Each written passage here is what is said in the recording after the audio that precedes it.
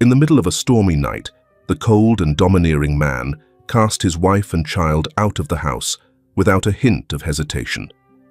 He had no idea that the very woman he discarded was holding a secret that could drag him into a nightmare with no escape.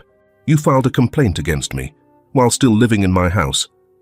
Dan Carter stood blocking the kitchen doorway, his eyes locked on the stack of papers in Sarah's hand. His face had turned red, not from the whiskey, but from fury. Sarah froze in the middle of the room, her breath caught tight in her chest. Ethan, 6 years old, sat at the dining table, a crayon still clutched in his fingers. The boy didn't make a sound. His eyes moved between his mother and father, trying to make sense of what was unfolding. "It's not a complaint," Sarah said softly. I'm thinking about Ethan's future, that's all." "Enough." Dan snatched the papers from her, glanced over them, and threw them to the floor. "You're taking me to court? After living off my money for 10 years, now you want a piece of this house?" Sarah didn't answer. She just looked down at the pages lying near her feet, stained with a faint orange smudge. Dried juice from Ethan's breakfast that morning. Dan Carter, 45, a real estate investor in Portwood, Oregon, was once a successful man.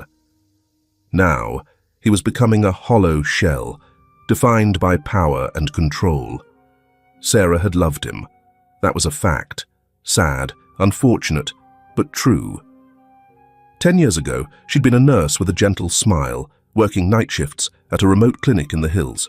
She met Dan at a fundraising event. Back then, he was charming, quick with a joke, always wearing that grey cloth cap she used to find endearing. Love ended when they moved into this house, not all at once, but slowly, year by year, like rust. In the second year, she quit her job because Dan told her, "I can take care of us. You stay home. Focus on being a good mother." By the 4th year, she started feeling like she no longer had any worth in this house. By the 6th, he banned her from using credit cards and shut down her accounts. And this year, the 10th, she filed a petition to keep the house for their son. Not to win, but to make sure he'd have a place to stay if everything fell apart. And just as she feared, everything was falling apart. Dan brushed past her, snatched his phone. "Rick's on his way. You'd better be gone before he gets here. I don't want to drag this out. I've got an appointment at 8. Sarah bent down to pick up Ethan's little coat. She meant to ask one more question, something to confront him, to hold on to a shred of dignity, or just to force him to look her in the eye and see what he was doing. But Dan's eyes, hollow, detached, like he was making a business decision instead of talking to the woman who had stood beside him for 7 years, stopped her cold. She said nothing more. No question was worth that kind of indifference. Her hands, trembling, fumbled with the tiny buttons on Ethan's coat like they weren't even her own. Her fingers were numb, her nails cracked and bloodied from hitting the door handle earlier. Ethan didn't fully understand, but he knew something was wrong. He didn't see her car in the driveway. There was no dinner on the table, and now his mum was bundling him up while his dad shouted like she was a stranger. "I don't want to go," Ethan whispered, his voice nearly lost in the folds of his coat. He clutched her wrist, his eyes glistening. "I know," Sarah said softly, drawing a deep breath. Her voice was hoarse but steady. "We're just going out for a little while." Outside, the rain hadn't started yet, but the sky was heavy and dark. Sarah walked with Ethan down Evergreen Street, the same street they'd strolled together in the fall, watching the yellow leaves drift down. Now there was only wind and cold pavement. No doors opened. The lights inside houses still glowed, but every curtain was drawn tight. Mrs. Gloria, her elderly neighbor, stood behind a window across the street.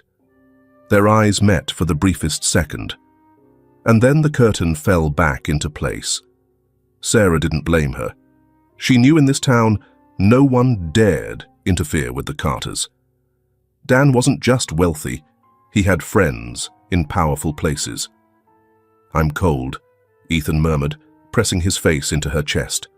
"I know, baby," she said. "I know." Sarah tightened her grip on her child's hand and quickened her pace. But where could she go? She had no phone, and her bank card had been frozen long ago. Dan called it a safety measure, so she'd stop making impulsive purchases. Her car, the one her parents had left her, had been sold without her even knowing. What did she have now? A child and an empty canvas bag. Thunder rumbled over the distant hills. Sarah glanced up. The rain was coming. Near the edge of town, the streetlights began to thin. The wind picked up, sweeping the leaves into twisting little whirlpools. Ethan started coughing. Sarah scooped him up, though her back ached, and carried him deeper into the black pine woods. A narrow path emerged between two rows of trees, the one she used to hike back in high school. Now, it was all she had left to hope for. She moved like someone unmoored, her feet sinking into the soft, wet ground, knees scraped from tripping over roots. Ethan drifted off in her arms, his head growing heavier by the minute. And still she kept going, not knowing what waited ahead. She wasn't thinking about a destination. She wasn't thinking about an end. And she couldn't have known that these seemingly aimless steps were leading her into something else entirely. A journey no one had mapped out, no one was waiting for, but one that would upend everything she thought she knew about herself, about others, and about what it truly means to live freely. An owl swooped silently into the clearing, leaving a few white feathers snagged on a brittle branch. No sound followed, except for the wind brushing through the forest grass and the wet fabric of Sarah's coat swishing against her as she walked. The ground beneath her feet had turned tacky, thick, each step dragging behind it a memory heavier than her own weight. Ethan was running a mild fever, breathing fast, his fingers clutching at her shoulder, shivering now and then in brief, uneven bursts. The glow from the town had disappeared entirely behind the towering trees, leaving only scattered patches of moonlight filtering through the thick canopy, glinting off the ferns tucked in for winter.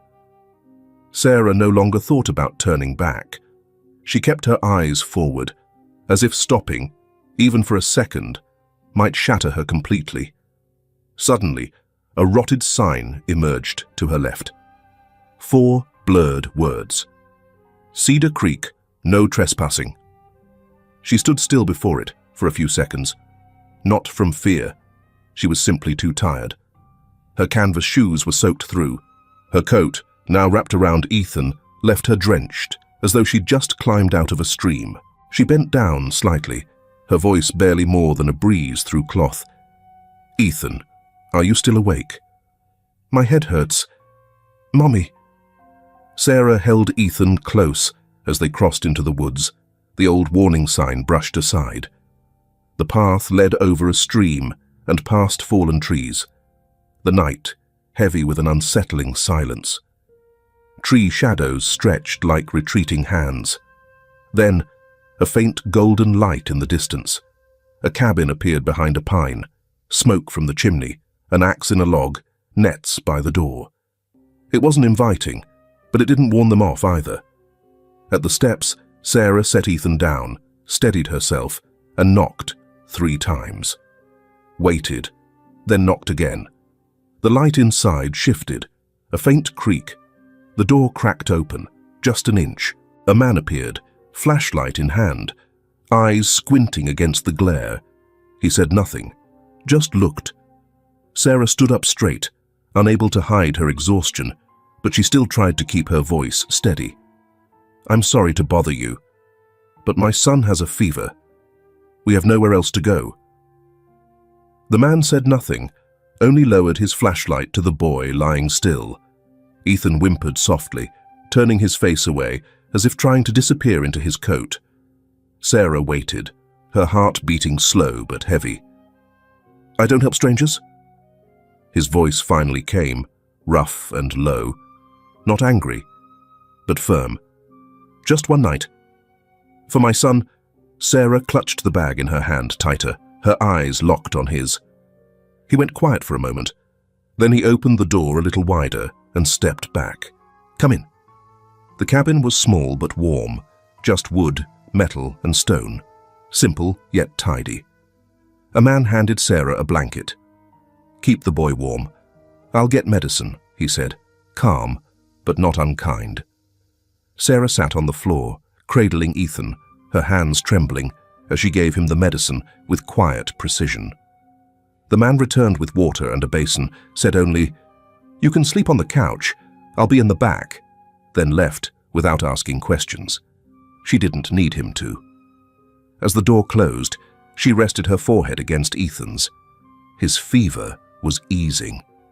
The wind still howled outside, but inside that wooden room, something fragile had begun to thaw. Not tears, just the first hint of safety. Not gratitude, just the emptiness in her chest no longer felt quite so hollow. The next morning, as the pale sunlight crept through the window, Sarah opened her eyes. Ethan was still asleep, one small arm wrapped around his mother's waist. The man was sitting at the table, his back turned, reading a thick book bound in leather. There were 2 cups of tea on the table, one of them cold.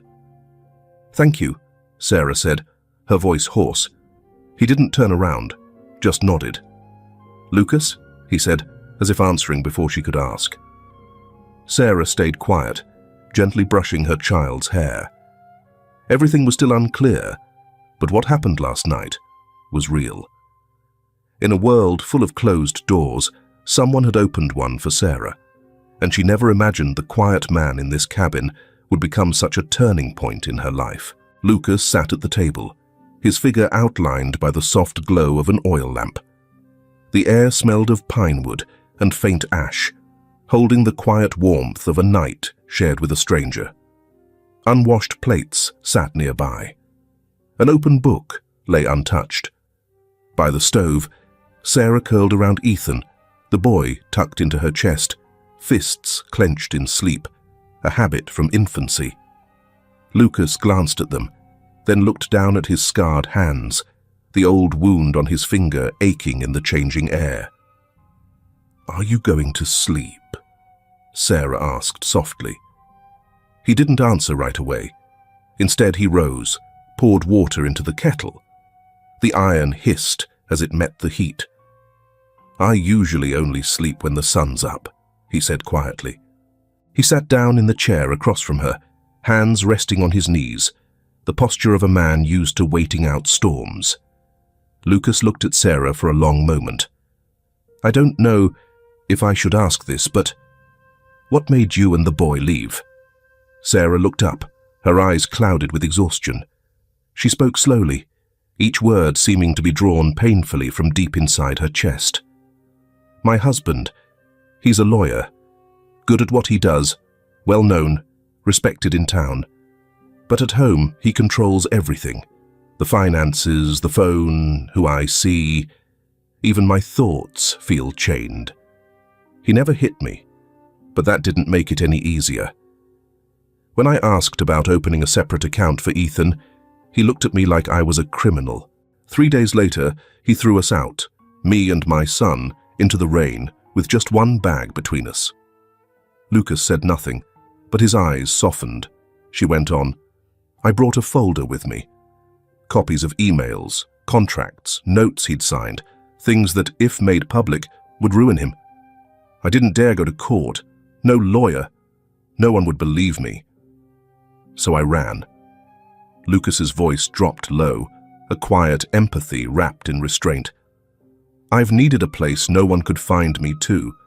Not because I was afraid people would know who I was, but because I was afraid they wouldn't care." "How long have you been here?" 7 years, since my wife died. She overdosed during a simple outpatient procedure. Hospital's fault, but no one took responsibility. I was changing the brake pads on a Chevy when it happened. I didn't get there in time. After that, I sold the garage, scraped together everything I had, bought this land, built this cabin with my own hands. Been here ever since. Then why are you helping me now? Lucas looked down at his hands. I'm not sure, but that's what I felt when I saw you and that boy. That sense that someone needed help. And if I didn't help, I'd regret it for the rest of my life. Silence stretched between the crackling of the fire. Sarah glanced out the window. There was only fog and a few tree branches whispering in the wind. She spoke, her voice barely more than a sigh caught in her throat. I think my son and I should leave in the morning. I don't want to be a burden to you. Lucas stayed where he was, eyes fixed on the darkness outside the door. His voice came low and steady, not a command, just the truth. It's not safe. These woods hold worse things than you might think. Sarah furrowed her brow. What do you mean? Wolves, bears. But the real danger doesn't come with teeth or claws. It comes from people. He turned the pipe slowly in his hand. A lot of different kinds pass through here, some good, some with bad intentions. You're used to safe places. Here, you can't afford to let your guard down. If you want, you can stay a while. Learn how to survive. Stay safe first. Sarah said nothing. Part of her was afraid, but another part believed him. She looked at Ethan, asleep and peaceful, then turned back to Lucas. You think he'll come here? That man? Maybe. If you're holding something he needs badly enough. Sarah swallowed hard.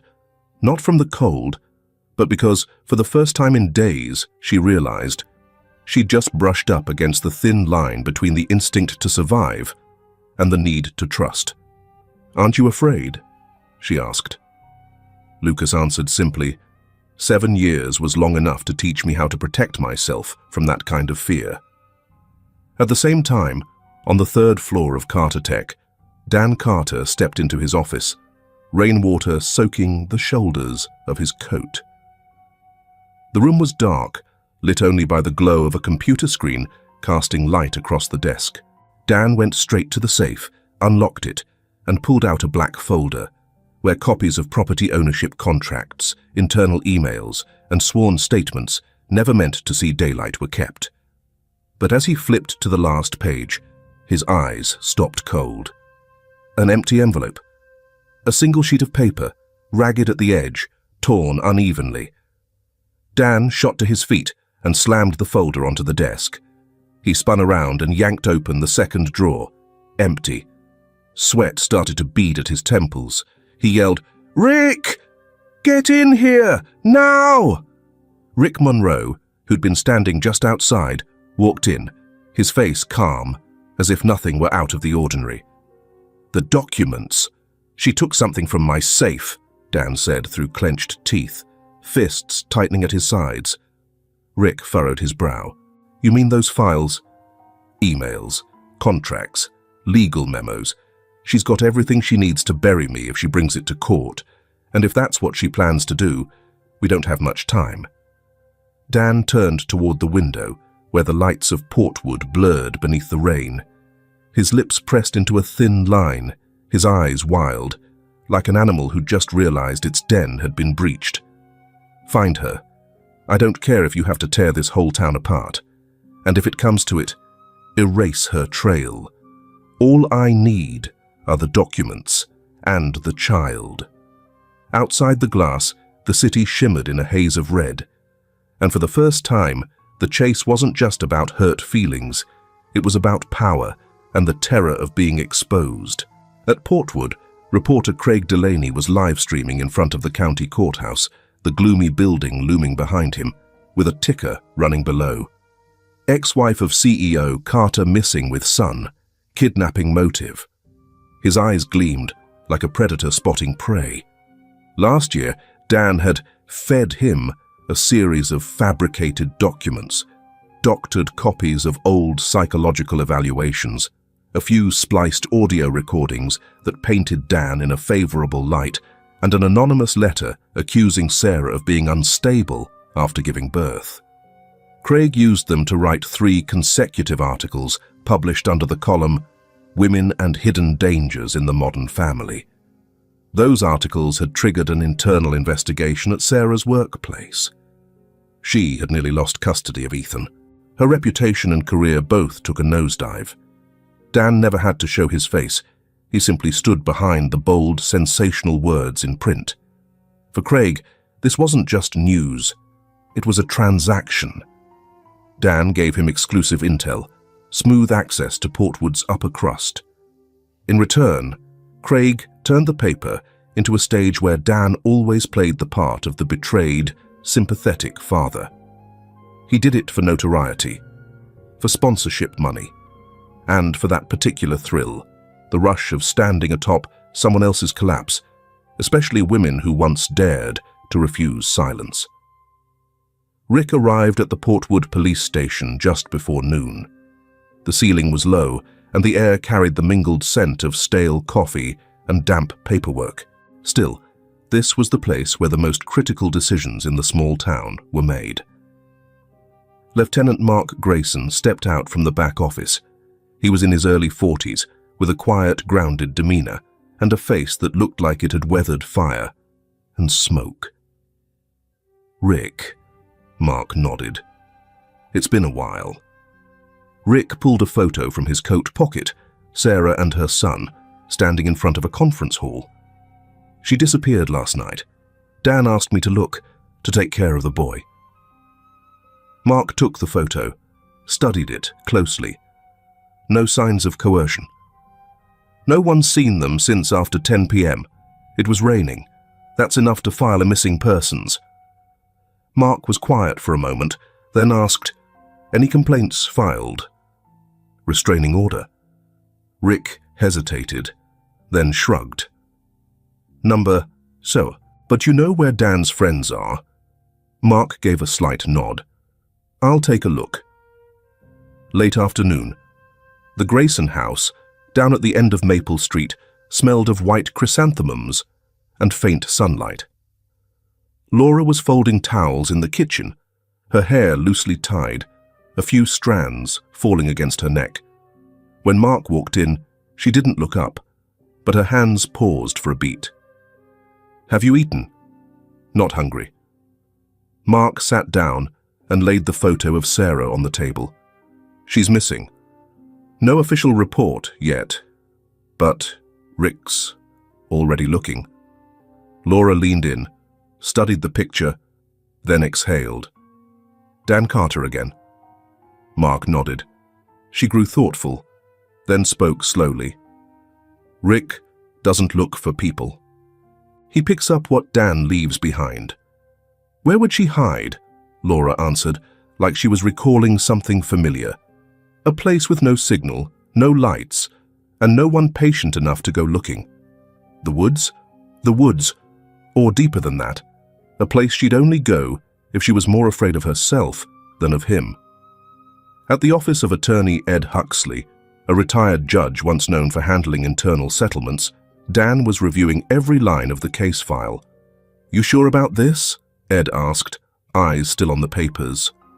"If Sarah doesn't show up in court, you win.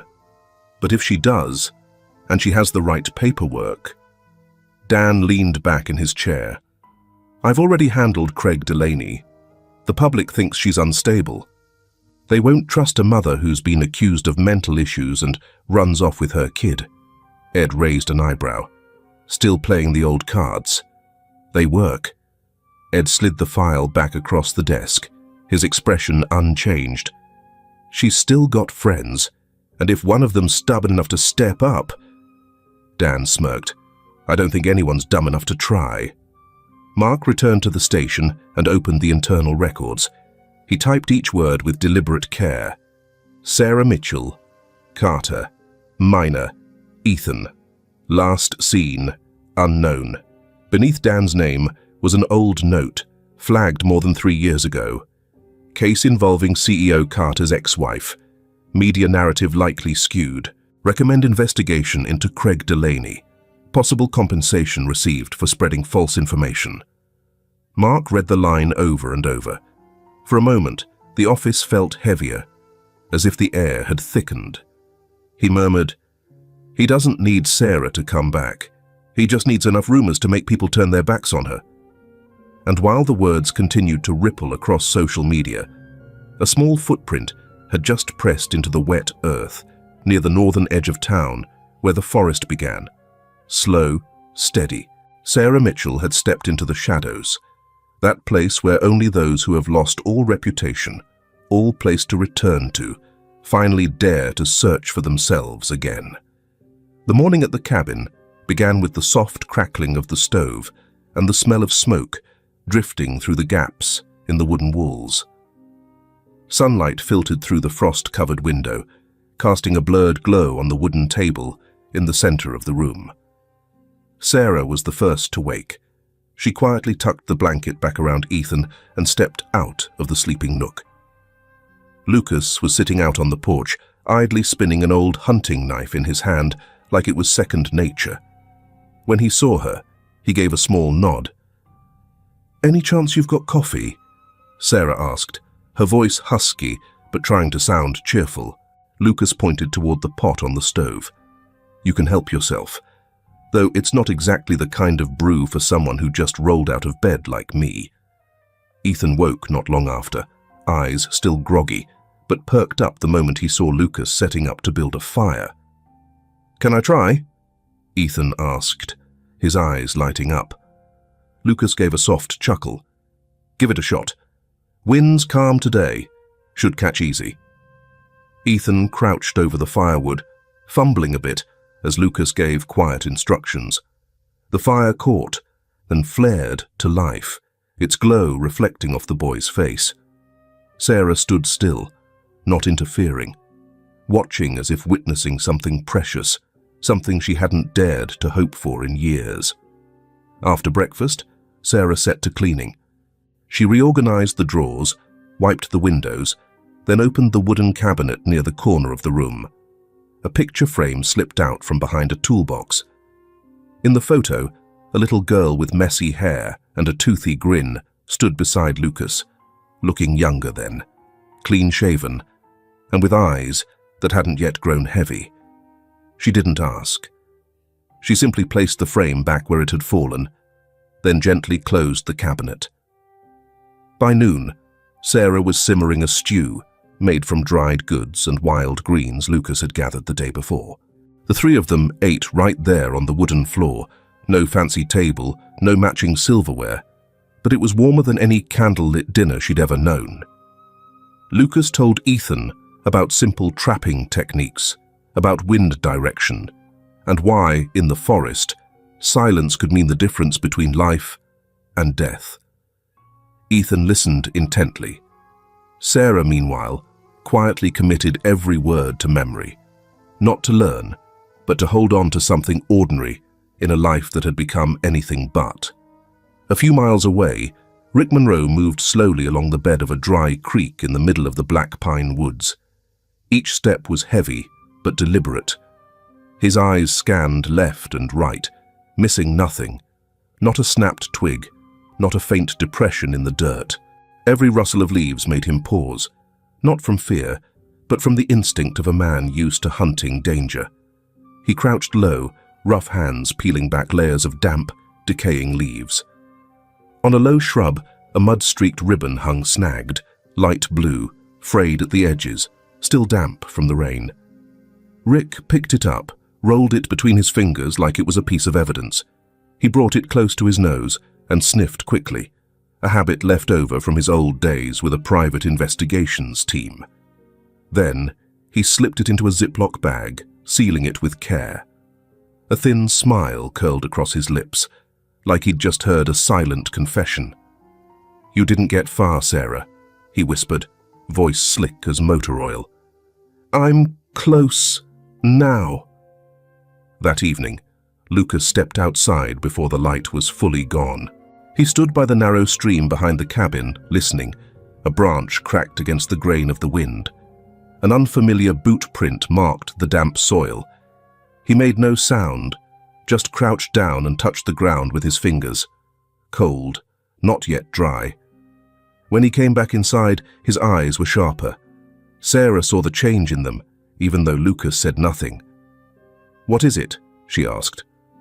Lucas sat down and pulled off his mud-caked shoes. "I can't say for sure.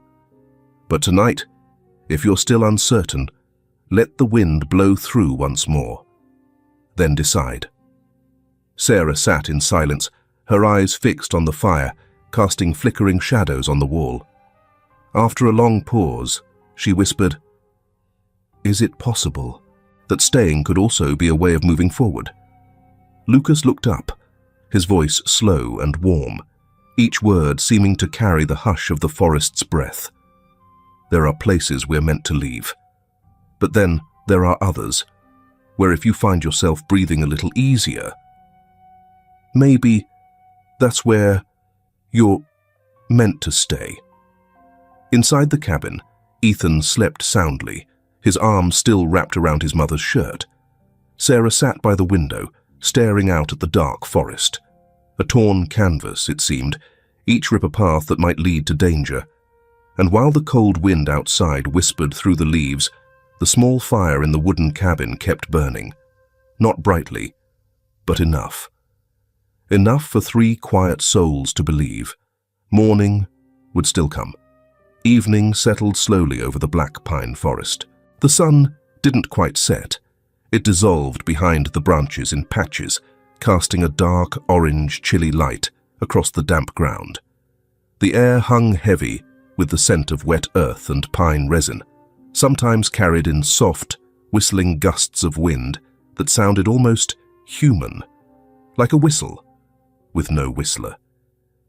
The wooden cabin sat small and alone in that space, seeming even smaller, more fragile, like a candle flickering toward extinction in the dusk. Lucas carried an oil lantern and a hunting knife as he followed the narrow trail down toward the stream. He'd seen the footprint last night.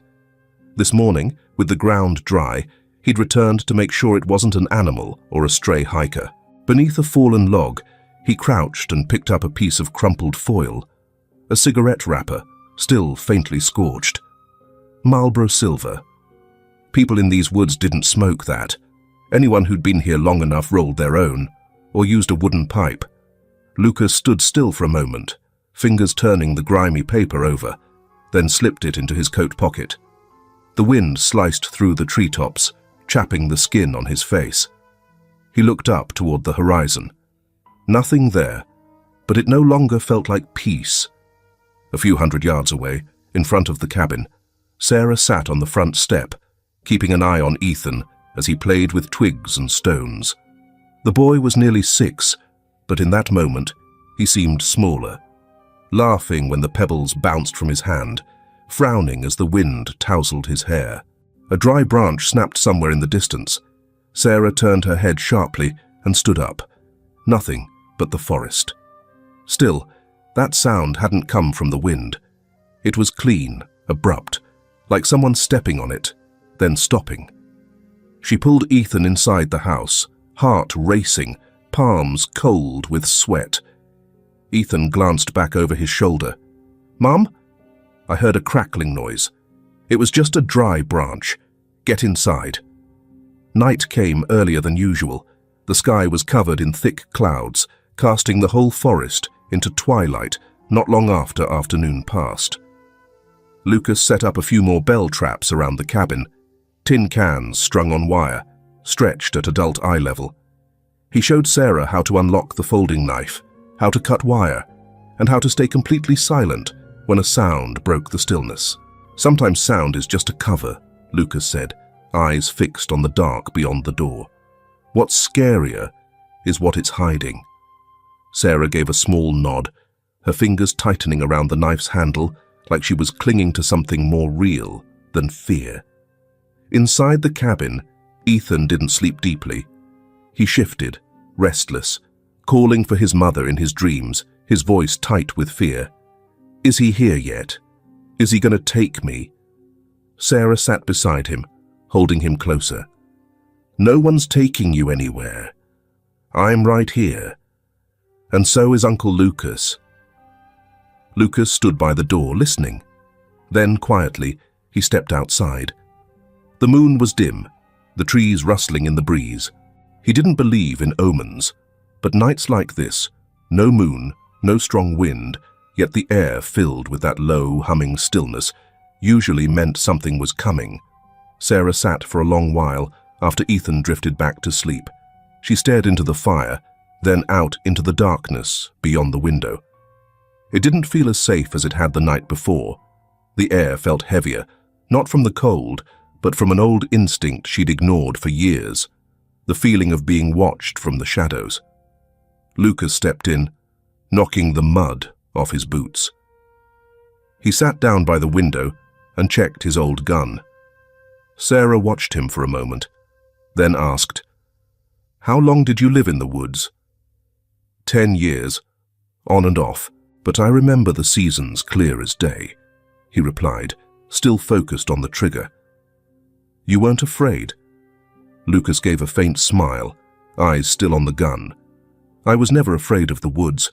I'm afraid of the ones who carry the woods with them, and still haven't learned how to be quiet."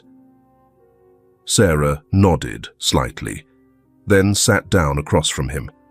The firelight cast a slanting glow across their faces, two figures not quite familiar, but beginning to share something deeper than a few days of shelter. Then Lucas asked, suddenly, "If tomorrow morning I told you and Ethan to move, to somewhere deeper, harder to find, would you go?" Sarah was quiet. After a long pause, she said, "I used to run without knowing where I was headed. Now, if I have to go again, I need to know who I'm going with." Outside, about a mile from the cabin, Rick Monroe stood at the edge of a clearing, watching the faint firelight in the distance through night vision binoculars. He wasn't in a hurry. He'd learned patience from the best. A silenced rifle was slung across his back, an old map was tucked into his coat pocket, and in his ears, a voice from memory still echoed, "Find the right place, the right people, the right time. After that, it's all patience." He tightened his grip on the binoculars, then crouched and pulled out a small device, a thermal scanner. On the screen, 2 red blips, one large, one smaller, blinked close together. The wind carried the faint scent of smoke from the cabin. It smelled real. "Closer than I thought," Rick murmured, then stepped back into the trees. Inside, where the fire's dim light danced across the grain of the wooden walls, a man and a mother were learning how to trust each other, before the world, once again, forced them to run. The sky was pale and damp with mist, like a thin coat of silver paint brushed over the peak of black pine. Dew still clung to the leaves, dripping down in soft ticks against the earth, like a countdown no one could hear. The cabin remained still in the woods, but inside, 3 people were already up. Lucas packed some dried rations and a lighter into a cloth bag, then handed it to Sarah. "If you had to leave in 5 minutes, what would you take?" Sarah opened the bag, counted silently, then replied, "Knife, water, fever medicine for Ethan, the forest map, and a photo of me and my mum." Lucas nodded without judgment. He slung an axe over his shoulder and motioned for the mother and son to follow the trail eastward, toward the edge of the forest, where he dug a small hollow beneath the dry trees to stash emergency supplies. "In case we have to run. This is Plan B." Sarah followed quietly, her eyes scanning the surroundings. Ethan trotted beside her, carrying a small stick to trace lines in the dirt as they walked. When they reached the spot, Lucas showed Sarah how to set a simple trap using wire and a bent branch. She picked it up quickly. Her hands trembled at first, fumbling with the rope, but soon grew steady. Lucas stood close, showing her how to tilt the blade just right, how to balance as she pulled the wire taut. "This'll only hold something for a while, but if it's cold enough and we've got time, it might save your life," he said. Sarah nodded, exhaling like someone releasing a fear that had been sitting too long in their chest. "I never thought I could do things like this." Lucas looked at her, voice calm. "You always could. No one ever taught you, that's all." On the way back to the cabin, They paused beneath a canopy of trees. Ethan stood on tiptoe, looking up at a brittle branch, then turned to Lucas. "Uncle Lucas, the girl in the photo. Where is she?" Lucas paused. Sarah turned too, ready to stop the question, but Lucas raised a hand. "It's okay. Her name was Maggie. She was my daughter." Ethan blinked. "Where is she now?" Lucas sat down, broke off a twig, and rolled it between his fingers. Maggie used to love the forest. Her favorite thing was to stand in the middle of the tall pines and look up, watching the sunlight flicker through the leaves. One time, while I was fixing a car for a regular client, a big trucking company that delivered around here, Maggie went outside to play. Just for a minute. But she wandered off, made it all the way to the main road. A truck came, red logo, C&D Logistics. I'll never forget that name. The driver was drunk, never even slowed down. By the time I heard the brakes, it was already too late. Sarah sat still. A flicker of shock passed over her face, because Lucas didn't need to say more. In her mind, an old news report resurfaced, faded, but never forgotten.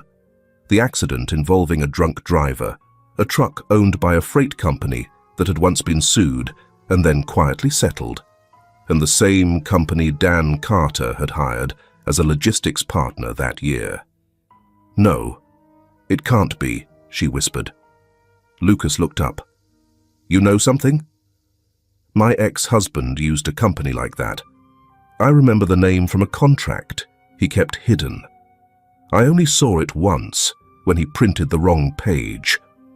Lucas squinted, not in anger, but like a man trying to fit together two jagged pieces of a long disjointed life. "I used to think about revenge," Lucas said, his voice rough, like gravel scraping wood, eyes fixed on some far-off place. "I imagined standing face to face with the man who ordered that truck, demanding justice. Some nights I couldn't sleep, just turning over ways to make him lose what he loved most, the way I did. But then I realized, no matter what I did, Maggie wasn't coming back. And if I took that step, I'd lose whatever part of me was still human." By late morning, they returned to the cabin. Sarah fixed a simple meal, while Lucas worked on the door hinge. Ethan pulled out an old book to read, but just a few minutes later, a sharp sound from the woods brought them all to a halt.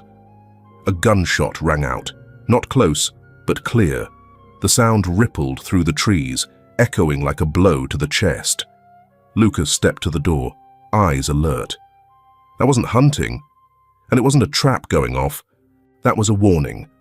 Sarah pulled Ethan close. "He's coming." Lucas nodded. "He didn't fire at the cabin. Means he wants to scare us off, not destroy anything." Sarah looked toward the woods. Inside her coat sleeve, the documents wrapped carefully in plastic were still there. Power of attorney forms, copies of joint assets, and emails Dan had signed himself. The ones he'd used to silence her with money and influence. She felt like she was back at the beginning, being pushed, cornered. Only this time, she wasn't alone. That night, after Ethan had fallen asleep in the corner of the bed, Sarah sat by the fireplace, arms wrapped around her knees. The flickering light cast long shadows on her face, deepening the tiredness in her eyes. She spoke quietly, not looking at Lucas. "You know, I've lived for years without really breathing. Every time I thought I was free, I'd just find another place to hide. Like if I could just disappear, then everything else would fade too." Lucas sat down beside her, saying nothing. The firewood cracked gently, like the forest whispering just outside. Sarah went on, her voice soft but steady. "But today, watching Ethan playing under those trees, hearing that gunshot, I knew. I don't want to disappear anymore. I don't want to run. I want to end this. I want to take something back, for myself and for my son." Lucas rested a hand on the armrest, his gaze not on her, but on the fire, where the flames danced and glinted against the calluses on his fingers. Then this time, we don't run. The night wind returned, colder than the night before, but inside the cabin, where 3 people sat silently side by side, the only thing trembling now was no longer fear, but a fragile trust, beginning to take root in the very heart of danger. And when trust begins to turn into a weapon, the only thing they need is time. Time to use it when it matters most. Morning in Portwood. The sky was a dull grey, and a thin mist clung to the windows of the police station. Officer Mark Grayson pressed the button to send data from his personal USB drive, bypassing the department's internal system. The old files loaded quickly. A complaint filed against Dan Carter 3 years ago. A case quietly settled after a private meeting, with the accuser resigning soon after. Mark sent the file to Abby Lane, a freelance attorney he'd worked with on several domestic abuse cases. He included a note. "I believe she's in danger. This is just the tip of the iceberg." Abby Lane received the email with a coffee cup still in her hand. Her eyes quickly caught the signature, Sarah Mitchell. A property transfer agreement, no attorney present, no witnesses, and signed just a week before she disappeared.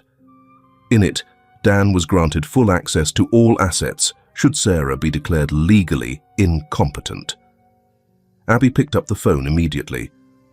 "I need the original case file for Mitchell versus Carter, 2021, both the unilateral affidavit and the settlement transcript.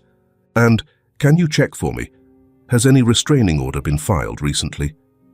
Less than an hour later, Abby left her office, case folder in hand, and drove straight to the office of a retired judge, someone who had once denied Dan's appeal. She scheduled an emergency consult hearing. That same afternoon, Rick Monroe pushed open the door to Carter Tech. Dan sat motionless in the conference room, eyes cold. He didn't touch the glass of whiskey sitting in front of him.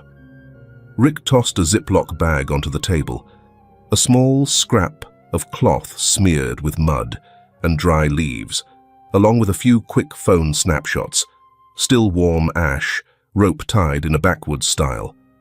"I tracked them close to a clearing, fresh ashes, even a child's footprints.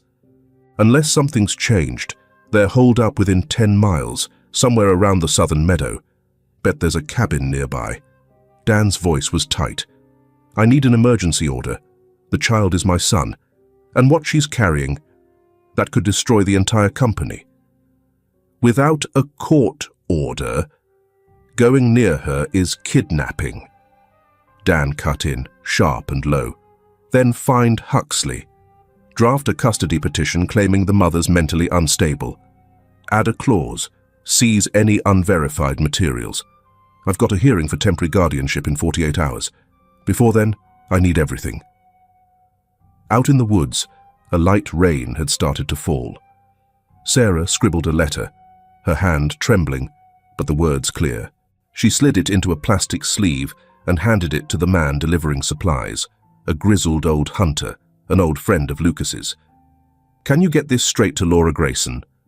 The old man nodded, his voice raspy. "I'll leave tonight."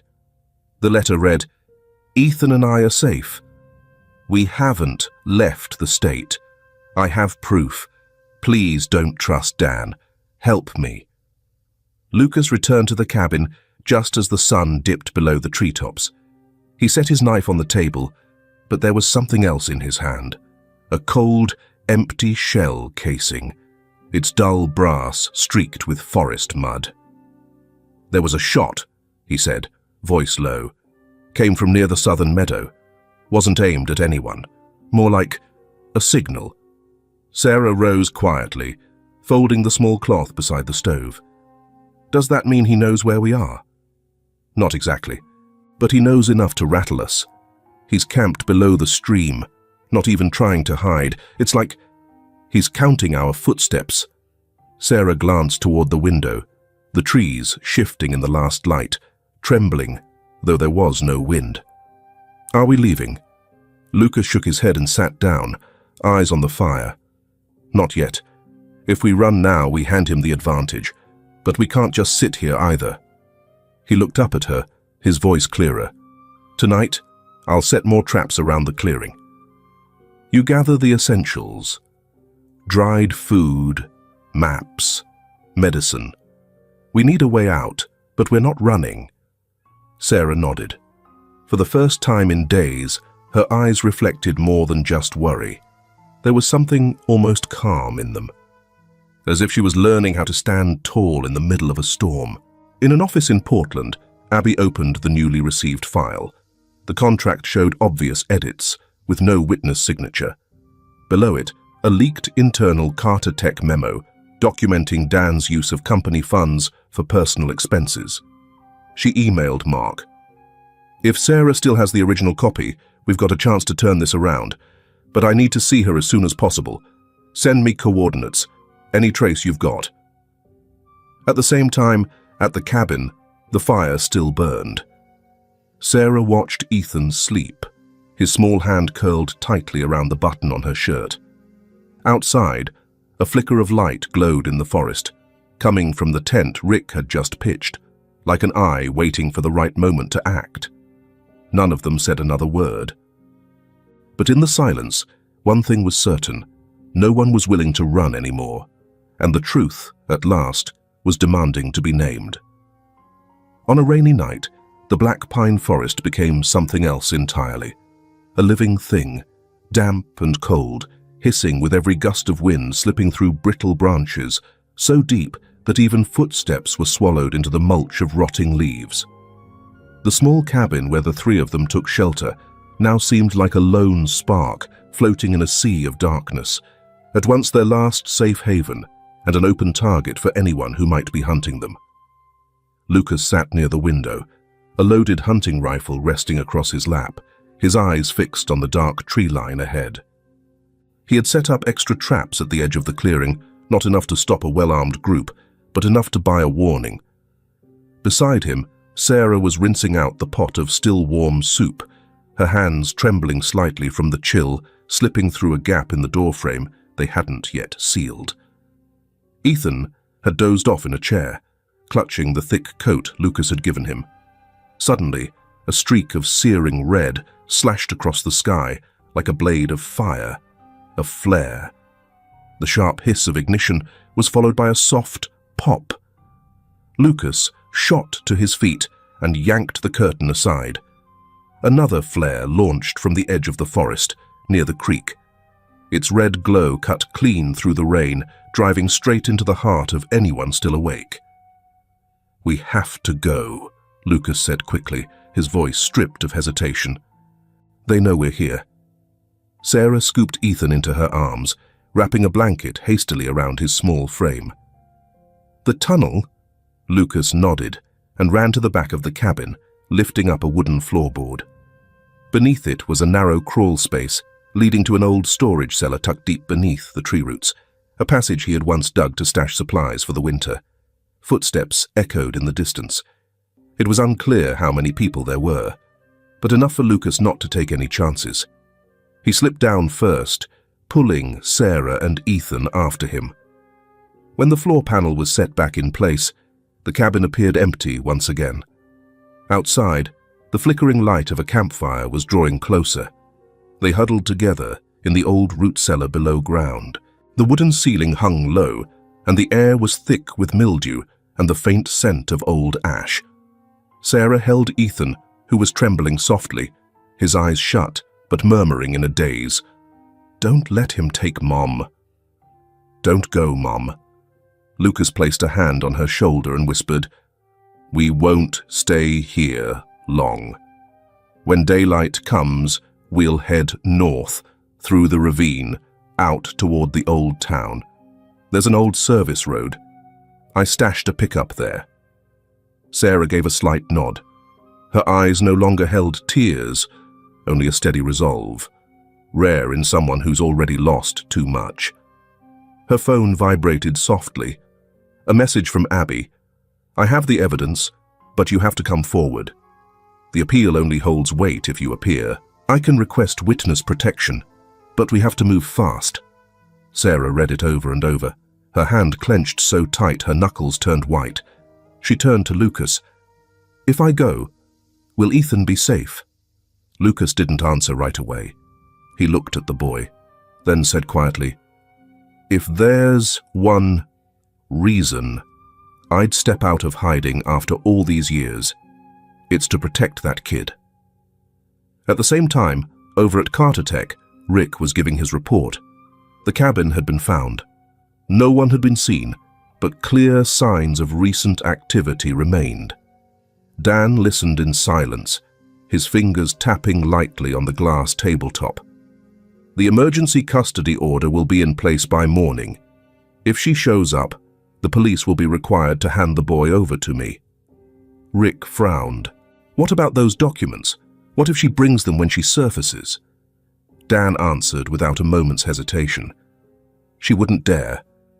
And if she does, I could counter-sue for illegal possession of internal documents. That way, I control the narrative, and she's the one on the defensive. Early dawn. The rain had stopped.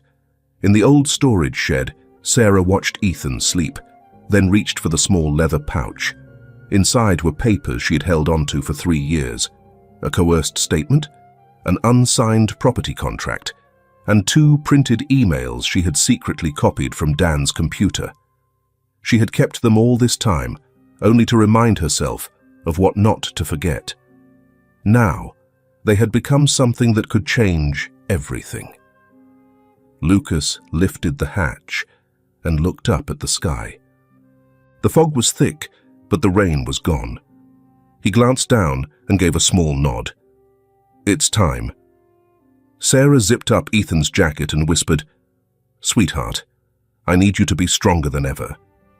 The boy opened his eyes, still half asleep. Are you scared, Mum? Sarah smiled, tears slipping out, but her voice stayed steady. Number, because you believe in me. And so does Uncle Lucas. Lucas stood still for a beat, then opened the hatch door. The light from the forest spilled in, dim, but enough to see the old trail leading north. The cabin behind them was now just a place that used to be home. Ahead of them waited a confrontation, not to flee from, but to end everything with the truth. Early that morning, after crossing the rocky pass and a dew-slick gravel path, Sarah, Lucas, and Ethan reached the outskirts of Portwood's west side.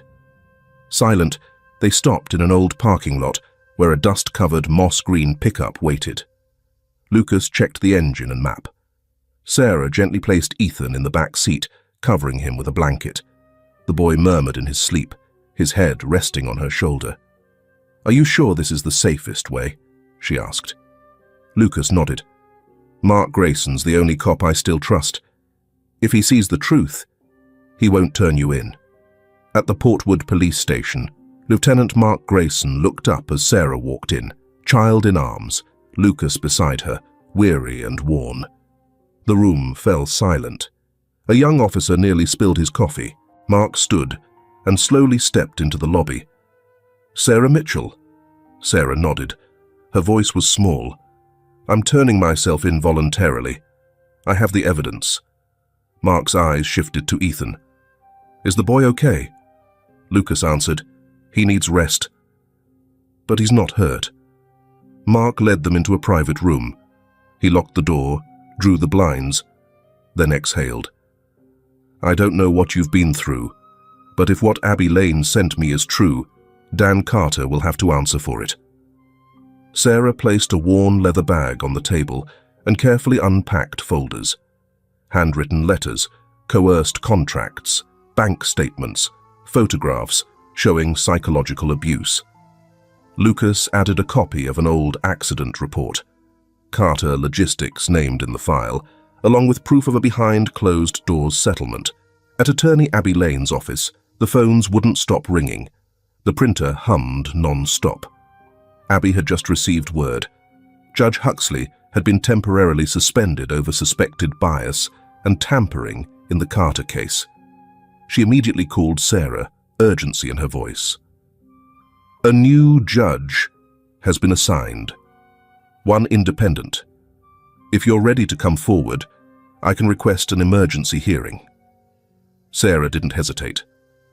I've been in the dark too long. It's time to step into the light. Portwood Town Courthouse, later that afternoon. The hearing room was small but packed. Media hadn't arrived yet, but word had spread among independent attorneys and townspeople. Dan Carter sat on the plaintiff's bench, his face expressionless. Rick Monroe was absent. No one had seen him since morning. Sarah walked in holding Ethan's hand, Abby at her side. Lucas took a seat in the back row, quiet and steady as a shadow. Acting Judge Judith Callan opened the file and spoke plainly. Does Ms. Sarah Mitchell have documentation to support her legal custody of the child, as well as evidence of coercion or threats by the plaintiff? Abby nodded. All documents have been filed, and we call our witness, Lucas Brennan. Lucas stepped up to the stand.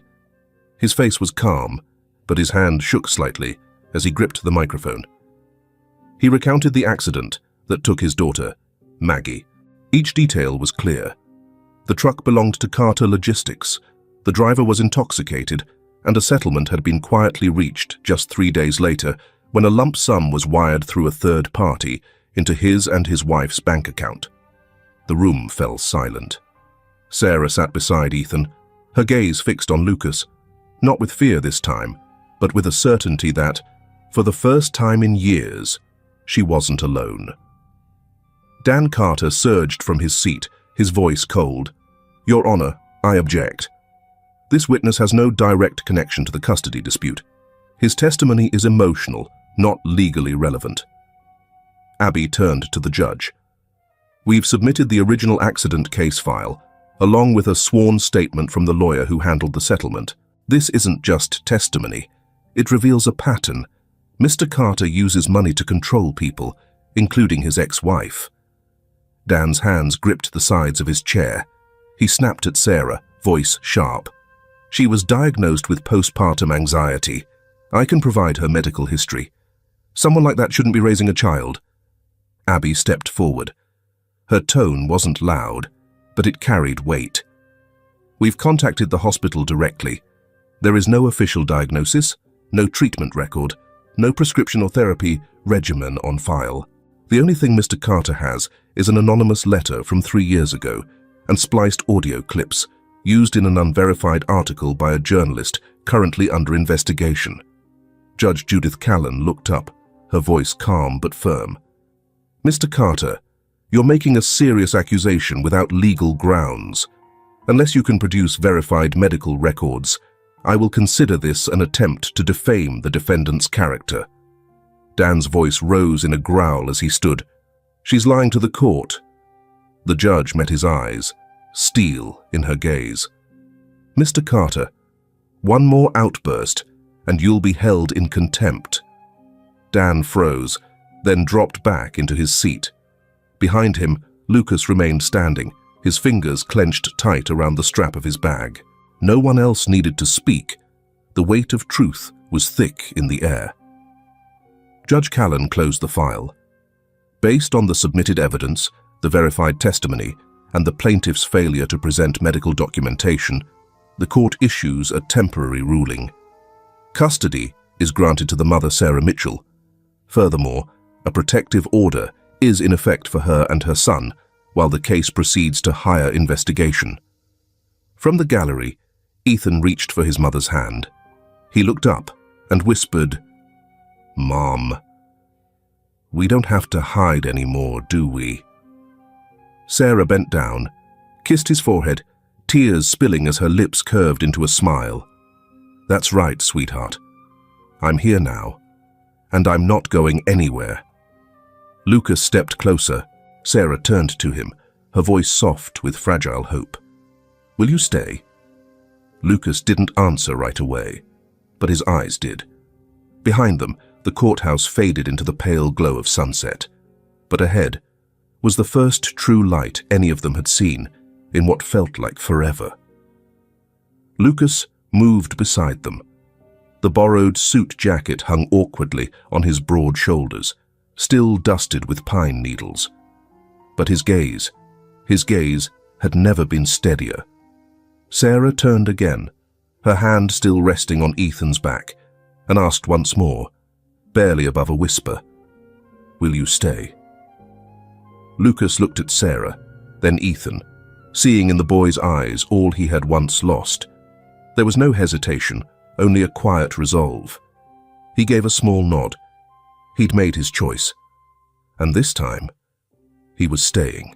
Behind them, the courthouse faded into dusk. Streetlights blinked on, slowly, gently. Ahead, a softer light waited. Not from justice, but from the trust shared between three souls who had survived the darkest night of their lives. For the first time in a long while, they walked forward, together, toward something new. Not to hide, but to begin something else, something none of them had dared to hope for, until today. In the shadows of power and silence, Sarah had chosen to step into the light, not because she was braver than anyone else, but because she could no longer bow to what was wrong. This wasn't just a story of escape. It was a journey to reclaim voice, dignity, and the right to live in truth. Lucas, a man who had once lost everything, had learned how to believe again. And Ethan, just 6 years old, reminded the grown-ups that courage doesn't mean not being afraid. It means holding your mother's hand, even in the storm. Sometimes, maybe, doors close, so we can find a path we never dared to see. Have you ever found yourself stuck in a place that felt inescapable? Would you stay because it's familiar, or walk away knowing you deserve more? The story ends here, but the conversation about freedom, dignity, and courage is still going. If you've just finished reading, or are sitting quietly, letting it sink in, take a sip of warm water. Rest your hand over your chest. Breathe deeply. You've come a long way too, and you deserve to be free, just like they do.